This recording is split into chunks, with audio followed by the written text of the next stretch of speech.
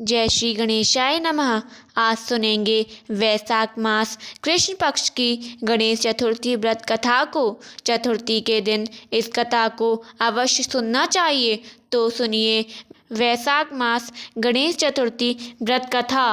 गणेश जी से पार्वती जी ने पूछा, वैशाख महीने के कृष्ण पक्ष की जो संकटा नामक चतुर्थी कही गई है, उस दिन कौन से गणेश जी का किस प्रकार पूजन करना चाहिए और उस दिन भोजन में क्या लेना चाहिए। गणेश जी ने उत्तर दिया, हे माता, वैशाख कृष्ण चतुर्थी के दिन व्रत करना चाहिए। उस दिन वक्रतुंड नामक गणेश जी की पूजा करके भोजन में कमल कट्टे का हलवा लेना चाहिए। हे जननी, द्वापर युग में राजा युधिष्ठिर ने इस प्रश्न को पूछा था और उसके उत्तर में जो कुछ भगवान श्री कृष्ण ने कहा था, मैं उसी इतिहास का वर्णन करता हूँ। आप श्रद्धा पूर्वक सुने। श्री कृष्ण बोले, हे राजन युधिष्ठिर, इस कल्याणदात्री चतुर्थी का जिसने व्रत किया और उसे जो फल प्राप्त हुआ, मैं उसे ही कह रहा हूँ। प्राचीन समय में रंतिदेव नामक प्रतापी राजा हुए हैं। जिस तरह आग तृण समूह को भस्म कर देती है, उसी तरह वह अपने शत्रुओं को नष्ट कर देते थे। उनकी मित्रता यम, कुबेर, इंद्र आदि देवों से थी। उन्हीं के राज्य में धर्मकेतु नाम का एक श्रेष्ठ ब्राह्मण रहता था। उसकी 2 स्त्रियां थीं। एक का नाम सुशीला और दूसरी का नाम चंचला था। सुशीला नित्य ही कोई न कोई व्रत किया करती थी। फलतः उसने अपने शरीर को दुर्बल बना डाला था। उसके विपरीत चंचला कभी भी कोई व्रत उपवास आदि न करके भरपेट भोजन करती थी। इधर सुशीला को सुंदर लक्षणों वाली एक कन्या हुई और उधर चंचला को पुत्र रतन की प्राप्ति हुई। यह देखकर चंचला बारंबार सुशीला को ताना देने लगी, अरे सुशीला, तूने इतना व्रत उपवास करके शरीर का जर्जर बना डाला, फिर भी एक कृशकाय कन्या को जन्म दिया। मुझे देख, मैं कभी व्रत आदि के चक्कर में ना पड़कर हष्टपुष्ट बनी हुई हूँ और वैसे ही सुंदर बालक को भी उत्पन्न किया है। सौत का व्यंग बाण सुशीला के हृदय में चुभने लगा। वह पतिव्रता विधिवत गणेश जी की उपासना करने लगी। जब सुशीला ने भक्ति भाव से संकटनाशक गणेश चतुर्थी का व्रत किया तो वर प्रदाता गणेश जी ने उसे दर्शन देकर कहा, हे सुशीले, तेरी आराधना से मैं अत्यधिक प्रसन्न हुआ। मैं तुम्हें वरदान दे रहा हूँ कि तेरी कन्या के मुख से निरंतर मोती और मूंगा प्रभावित होते रहेंगे। हे कल्याणी, इससे तुझे सदा प्रसन्नता रहेगी। हे सुशीले, तुझे एक वेद शास्त्र बेत्रा पुत्र भी प्राप्त होगा। इस प्रकार का वरदान देकर गणेश जी अंतर्ध्यान हो गए।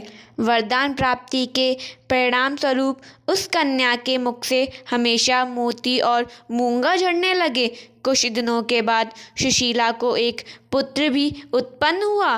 तदंतर धर्मकेतु स्वर्गगामी हो गए। उसकी मृत्यु के अनंतर चंचला घर का सारा धन लेकर दूसरे घर में जाकर रहने लगी, लेकिन सुशीला पति गृह में रहकर ही पुत्र और पुत्री का पालन पोषण करने लगी। उस कन्या के मुख से मोती मूंगा गिरने के परिणाम स्वरूप सुशीला के पास अल्प समय में ही बहुत सा धन एकत्रित हो गया। इस कारण चंचला उससे ईर्ष्या करने लगी। एक दिन हत्या करने के उद्देश्य से चंचला ने सुशीला की कन्या को कुएं में ढकेल दिया। उस कुएं में गणेश जी ने उसकी रक्षा की और वह बालिका सुकुशल अपनी माता के पास लौट आई। उस बालिका को जीवित देखकर चंचला का मन उद्विग्न हो उठा। वह सोचने लगी कि जिसकी रक्षा ईश्वर करता है, उसे कौन मार सकता है। इधर सुशीला अपनी पुत्री को पुनः प्राप्त कर प्रसन्न हो गई। पुत्री को छाती से लगाकर उसने कहा, श्री गणेश जी ने तुझे पुनः जीवन दिया है। अनाथों के नाथ गणेश जी ही हैं। चंचला आकर उसके पैरों में नतमस्तक हुई। सुशीला के आश्चर्य का ठिकाना ना रहा। चंचला हाथ जोड़कर कहने लगी, हे बहन सुशीले, मैं अत्यंत पापिन और दुष्टा हूँ। कृपा करके मेरे अपराधों को क्षमा कीजिए। आप दयावती हैं। आपने दोनों कुलों का उद्धार कर दिया। जिसका रक्षक देवता होता है उसका मानव क्या बिगाड़ सकता है। जो लोग संतों एवं सत्पुरुषों का दोष देखते हैं वह अपनी करनी से स्वयं नाश को प्राप्त होते हैं। उसके बाद चंचला ने भी उस कष्ट निवारक, पुण्यदायक और संकटनाशक गणेश जी के व्रत को किया। श्री गणेश जी के अनुग्रह से परस्पर उन दोनों में प्रेम भाव स्थापित हो गया।